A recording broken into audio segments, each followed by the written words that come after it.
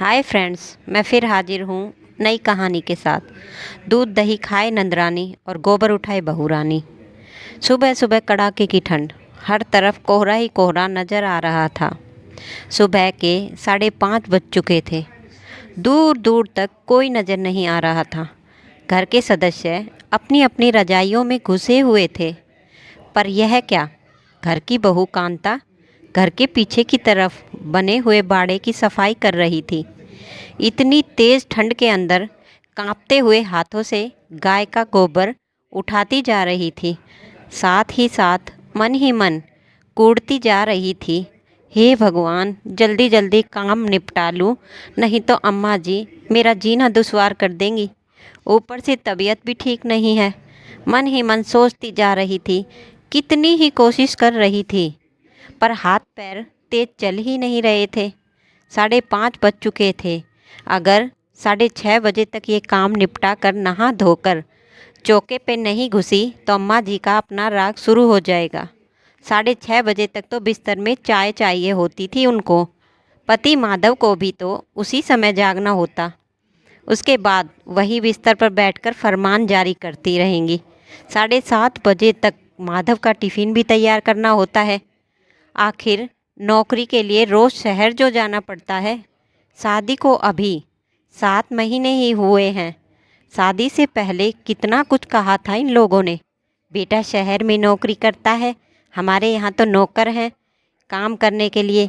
गाय तक पाल रखी हैं, खूब दूध दही होता है। हम तो ताज़ी चीज़ें खाते हैं। आराम से रहो, खाओ पियो मस्त रहो। सोचा था कि शादी के बाद पति के साथ शहर में रहने को मिलेगा, पर हाय री किस्मत। कितनी कोशिश की थी कि कमरा लेकर वहीं शहर में रह लेते, लेकिन अम्मा जी के आगे किसी की ना चली। कहीं बहू बेटा शहर के हो गए तो लौटकर भी नहीं आएंगे। आखिर बेटे को रोज आना जाना पड़ता है। माधव ने अपनी बड़ी बहन को भी कहा था कि अम्मा को समझाए, पर उसने तो माधव को ही लताड़ दिया। औरत के आते ही अपनी अम्मा को अपने से अलग करना चाहता है। शर्म नहीं आती तुझे? इकलौता बेटा है। आखिर अम्मा भी चाहती है कि बेटा बहू उसकी सेवा करे, पर आजकल के लोगों को तो अकेले आसमान में उड़ने का शौक़ है। इसके आगे माधव कुछ कह ही नहीं पाया और कांता मन महसूस कर रह गई। इसमें भी अम्मा जी और उनकी बेटी मालती दोनों को फ़ायदा है। यहाँ अम्मा जी को कोई काम नहीं करना पड़ता, बस बैठे बैठे ऑर्डर देती रहती हैं। वहाँ मालती के घर पर रोज़ फ्री का दूध दही पहुँच जाता है, तो उसे क्या परेशानी। ऊपर से 2-2 गाय और पाल रखी हैं। पहले तो नौकर लगा रखा था, पर अब कांता के आने के बाद उसे भी हटा दिया। अब तो अम्मा जी के पीछे बाड़े में आकर देखती भी नहीं। अम्मा जी ने जितना शादी से पहले कहा था, उन सब के ढोल के पोल तो अब पता चल रहे थे। जैसे तैसे काम निपटा कर नहा धोकर कांता रसोई घर में चाय बना ही रही थी कि अम्मा जी की आवाज़ आई। अरे ओ महारानी, सो गई क्या? आज चाय मिलेगी कि नहीं? बस अम्मा जी ला रहे हैं, कहकर कांता ने चाय 2 कप में डाली और अम्मा जी को देने चली गई। अम्मा जी, आपकी चाय, हमें तो लगा था आप हमें आज हमें चाय नसीब ही नहीं होगी। कितनी देर लगा दी।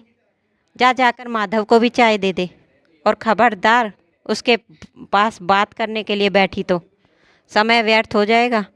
उधर मालती भी इंतज़ार करती होगी, पति के पास कब बैठना है कब नहीं, यह भी अम्मा जी ही डिसाइड करेंगी।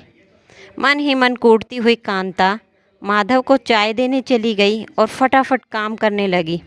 इतने में फिर अम्मा जी ने आवाज़ लगाई, बहू बर्तनों को धोकर ही उसमें दूध डालना। मालती ने कहा है कि उसकी सास आने वाली है, बर्तन बिल्कुल साफ़ सुथरे होने चाहिए। हाँ, हम तो गंदगी में ही रहते हैं, कांता के मन ही मन बड़बड़ाते हुए बोली। अम्मा जी बर्तन तो रात को ही धो दिए थे। रात को बर्तन धोकर रखी थी तो क्या बर्तन फिर से धो ले? काम करते ही जोर आता है। और सुन, सारा दूध डाल देना, और वो दही जमा रखा है वो भी अलग केतली में डाल दे। दूसरी गाय बीमार होने के चक्कर में रोज़ एक ही गाय से दूध मिल रहा है। वहाँ शहर में तो कहाँ ताज़ी चीज़ खाने को मिलती होंगी उसे। यह सुनकर कांता के हाथ जहाँ काम कर रहे थे वहीं रुक गए।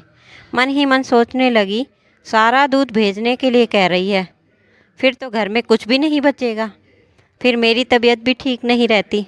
डॉक्टर तक ने मुझे दूध लेने को कहा है। इतना काम करने के बावजूद भी मुझे कुछ खाने पीने को नहीं मिलता। माधव और अम्मा जी तो अभी नाश्ते के साथ एक एक गिलास दूध को गटक लेंगे, पर मेरा क्या, मुझे तो चाय भी नहीं पीनी देती। कहती है कि चाय पीकर रसोई में काम करेगी तो रसोई झूठी हो जाएगी। आखिर हिम्मत करके अम्मा जी के पास गई तो देखा अम्मा जी मोबाइल पर बात कर रही थी।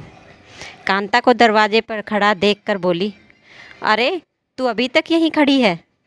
जल्दी से दूध केतली में डाल, वहाँ मालती दूध का इंतज़ार कर रही है। देख उसका फ़ोन भी आ गया। आखिरकार हिम्मत कर कांता बोली, पर अम्मा जी सारा दूध भेज देंगे तो घर के लिए दूध नहीं बच पाएगा। अब क्या करना है दूध का? नाश्ते में हम सब दूध ले ही लेंगे, और कोई मेहमान आए तो पड़ोस की दुकान से मोल ले आएंगे। पर अम्मा जी मुझे बहुत कमज़ोरी हो रही है, और आपको तो पता ही है कि डॉक्टर ने कहा था कि सुबह शाम एक गिलास दूध ले लिया करो।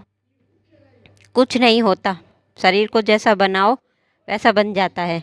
इसीलिए काम चोरी छोड़ करके जल्दी जल्दी हाथ पैर चलाओ ताकि शरीर मजबूत बने। और वैसे भी मेरी बच्ची के दूध पर नज़र मत मार। भला कभी सुना है कि बहुओं को भी दोनों टाइम दूध पीने को मिलता है? अम्मा ने अपना मोबाइल स्पीकर चालू कर दिया। ले सुन मालती, आजकल की बहुओं के नखरे। अरे अम्मा, अपनी बहू से तो पूछ कि उसके मायके में दूध दही की नदियाँ बहती थी क्या? अरे ससुराल में ऐशो आराम मिल रहा है तो सिर पर चढ़कर नाच रही है। ज़रा संभाल के रखना, महारानी की तरह ज़िंदगी जीने की आदत जो है हो गई है इसे। कहकर मालती ज़ोर ज़ोर से हंसने लगी। कांता को अभी भी वहाँ खड़ा देखकर अम्मा जी बोली, अब भी कुछ सुनना है क्या? जाकर अपना काम कर। उस समय तो कांता ने कुछ नहीं कहा, चुपचाप रसोई में जाकर दूध दही केतली में डालकर दे दिए। लेकिन दिमाग में उसके बहुत कुछ चल रहा था। पूरे दिन का काम यूं ही चलता रहा। शाम को अम्मा अपनी आस पड़ोस की महिला मंडली के साथ बैठी पंचायती कर रही थी। उसी समय मालती का फ़ोन आया। यह क्या अम्मा, तुमने गाय मेरे घर क्यों भेज दी? कौन सी गाय? कैसी बात कर रही है तू? अरे वही गाय जो रामदीन काका मेरे घर के सामने बांध कर चले गए। अरे मैं तो घर पर भी नहीं थी, पीछे से मेरी सास मना करती रही, लेकिन रामदीन काका बोले अब मैं गाय लेकर कहाँ जाऊँगा, मुझे तो आज शहर अपनी बिटिया के घर ही रुकना है, इसीलिए वो मेरे घर के बाहर बांध कर चले गए। माधव को भेजकर अभी के अभी गाय वापस लेकर जाओ। यहाँ आस पड़ोस में अच्छा खासा तमाशा हो गया है, ऊपर से मेरे ससुराल वाले भी नाराज़।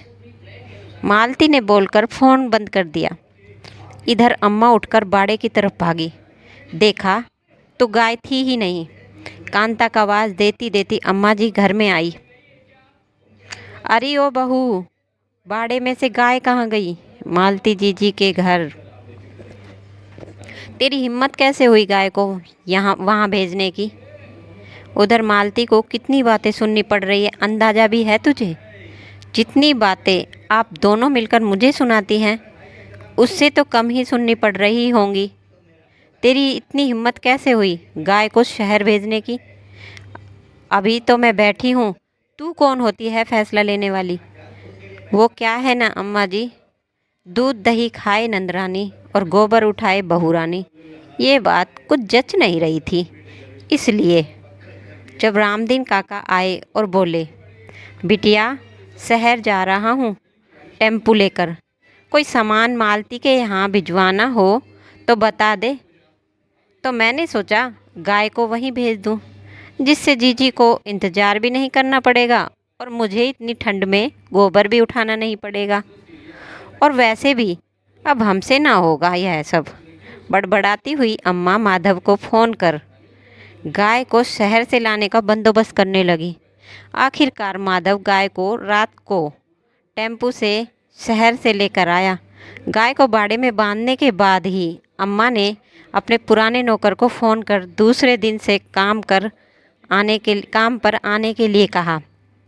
इधर मालती की सास ने भी मालती को खूब डांट लगाई। लेकिन इस पूरे वाक़ये में एक फ़ायदा तो हुआ है कि अब अम्मा जी को ये समझ में आ गया था कि बहू अब चुप नहीं रहने वाली। इसीलिए अब वो खाने पीने पर भी टोक नहीं करती और बेवजह के तानाकसी में भी नहीं करती। आज की कहानी कैसी लगी हमें कमेंट करके ज़रूर बताएं। मिलते हैं अगली नई कहानी के साथ। धन्यवाद।